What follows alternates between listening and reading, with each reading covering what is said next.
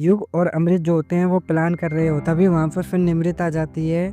और युग और निमृत को लग रहा होता है कि युग ने सब कुछ सुन लिया है, और तभी वहाँ पर फिर रुद्राक्ष जो होता है वो आ जाता है तड़फड़ाता हुआ और बोलता है कि देखो तुम्हारी बहन ने ये क्या किया। तभी बहुत खुश हो रही होती है निमृत, सोचती है कि युग ने कुछ नहीं सुना। और फिर अमृत जो होती है बोलती है कि जो भी हुआ तुम्हारे साथ बहुत ही सही हुआ। रुद्राक्ष बोलती है कि तुम इसी लायक हो, और आगे फिर हम लोग जानेंगे कि बहुत प्यार आ रहा होता है हमको निमृत के ऊपर। रुद्राक्ष सबूतों को इकट्ठा कर रहा होता है और फिर ढूंढ रहा होता है कि रिकॉर्डिंग वो कहाँ रखी होगी उस अमृत ने। और तभी आ जाता है युग और फिर कहता है कि क्या हुआ, वो रिकॉर्डिंग ढूंढ रहे हो, जितना समय तुमने लगाया है और समय लगा लो, पर वो रिकॉर्डिंग नहीं मिलेगी क्योंकि वो रिकॉर्डिंग यहाँ है ही नहीं पैलेस में। और फिर कहता है कि इस कहानी के विलन अमृत और हम ही हैं। और फिर रुद्राक्ष जो होता है और फिर कहता है कि तेरा टॉर्चर अब तक मैं भी सह रहा था पर अब नहीं। और रुद्राक्ष की उंगलियों पर पैर रख के तड़पा रहा होता है रुद्राक्ष को। तभी वहाँ पर फिर बबली आ जाती है और फिर पूछती है निमृत से कि फिर बोलती है कि माँ ने तुम्हारे लिए लड्डू भेजे हैं और माँ की तबीयत भी पहले से अच्छी है। और फिर तभी युग और अमृत बात कर रहे होते हैं और अमृता जो होती है वो सोचती है कि ये ज़रूर रुद्र ने भेजा है मुझ पे नज़र रखने के लिए।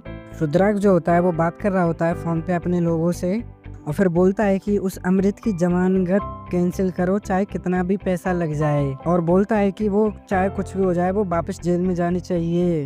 फिर निर्मिता जो होती है बोलती है कि अच्छा, वो सारी बातें सुन लेती है रुद्राक्ष की और वो फिर बोलती है कि अच्छा तो तुम मुझे दोबारा जेल भेजोगे और नील के सारे पेपर कैंसिल करवा रहे हो। और फिर अमृत जो होती है फिर वो बोलती है कि मैंने ही तो FIR करवाई थी, मैं उसे वापस ले लूँगी।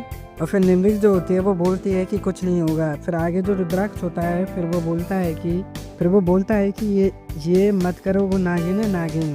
फिर निमृत जो होती है वो कहती है कि अच्छा वो नागिन है, मैं तुम्हारी किसी भी बात में नहीं आऊँगी रुद्राक्ष। और फिर बोलती है कि मैं तुम्हें अच्छे से समझ गई हूँ।